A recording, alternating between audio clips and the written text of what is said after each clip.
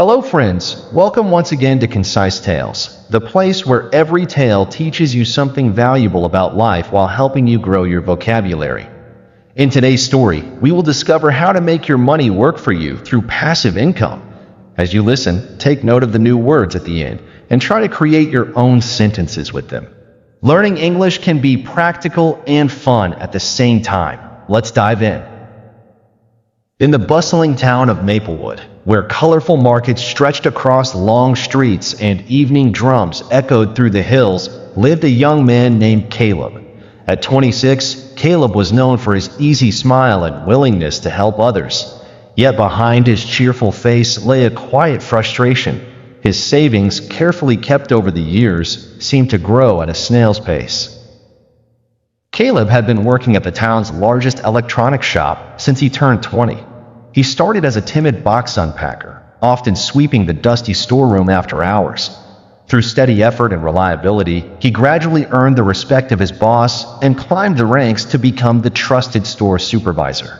The small promotion gave him pride, but it also awakened a hunger for more. He wanted his money to work as hard as he did.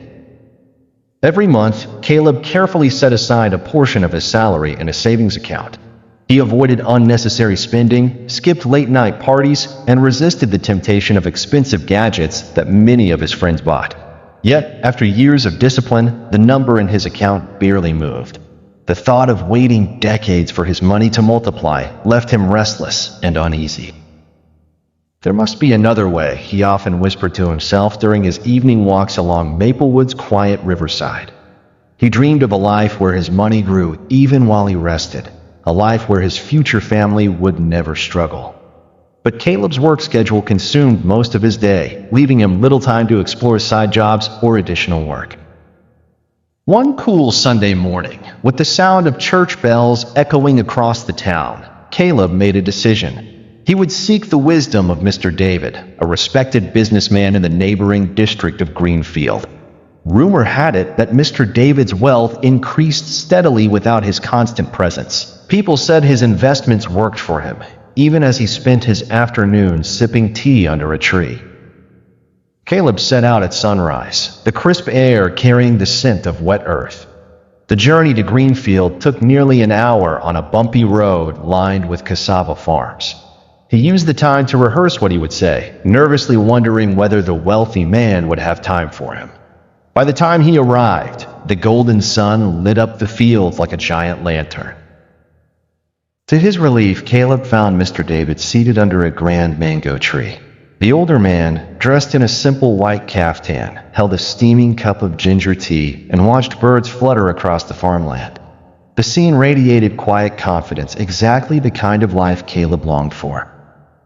After exchanging warm greetings, Caleb confessed his worries. "Sir," he began respectfully, "I save every month, but my money barely grows. I work hard, yet it feels as if I will never reach financial freedom. How can I make my money work for me instead of the other way around?" Mr. David smiled, his eyes reflecting both kindness and experience. "Caleb, you are wise to ask these questions early in life. The secret is passive income, earning money even while you sleep. It requires patience, discipline, and clear thinking, but it can transform your future if you start now." He leaned forward slightly, his voice carrying the calm authority of someone who had tested his own advice. "First," he said, "you need a foundation. Save as much as you can from your earnings, but avoid taking loans for investments at the beginning. Debt can trap you before you even start. Build your own base, even if it is slow and small." Caleb listened intently, his heart beating with both excitement and relief. He had feared that building wealth meant risking borrowed money, but this step reassured him. "I can do that," he replied firmly. "I will keep saving from what I earn." "Good," Mr. David nodded. The second step is to resist the temptation of luxury too early. Many young people rush to buy fancy cars, the latest phone, or even a big house the moment they see a little success. But these things lose value quickly. If you invest your savings into items that drain you, you will have nothing left to grow.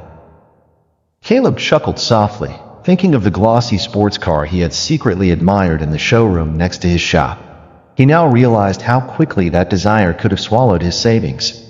"I see now," he said. "If I spend everything to look rich, I will never actually become rich." Mr. David pointed across the field to a modest house with a satellite dish. "Third," he continued, "look around for simple opportunities." The man in that house began a small internet service with a modest amount of money. Next door, a woman started raising chickens and selling eggs. These small ventures produced steady profits without demanding all their time. Caleb's eyes widened. He had spent years focusing only on his shop work and never noticed how small businesses in his own town quietly earned money every day. "I never realized there were so many chances right in front of me," he said, rubbing his chin thoughtfully. "That is why the fourth step is crucial," Mr. David said with a gentle but firm tone. "Start small, but start soon. You will never see every detail before you begin, and waiting for a perfect plan is an excuse for inaction. The real lessons come after you take the first step." Caleb felt a spark of courage. He understood that small beginnings carried less risk and offered valuable experience. "I will not wait any longer," he declared, his voice steady with new resolve. "I will begin as soon as I find the right idea." "Excellent," Mr. David said, smiling warmly. "Fifth, once your first venture starts to bring profit, reinvest. Use part of the earnings to grow that business little by little. This is how small streams become a river. And when that river flows steadily, diversify. Do not rely on only one source of income." The older man leaned back and added, "Finally, be patient and keep learning. Building passive income is like planting a tree. You water it, protect it from storms, and give it time. Many people fail because they stop adapting or give up when results do not appear quickly. Consistency and adaptation are your best friends." As the afternoon sun painted the sky with orange and pink, Caleb felt transformed. He thanked Mr. David with deep gratitude, his heart racing with ideas. He now understood that wealth was not just about hard work, it was about smart choices and steady patience.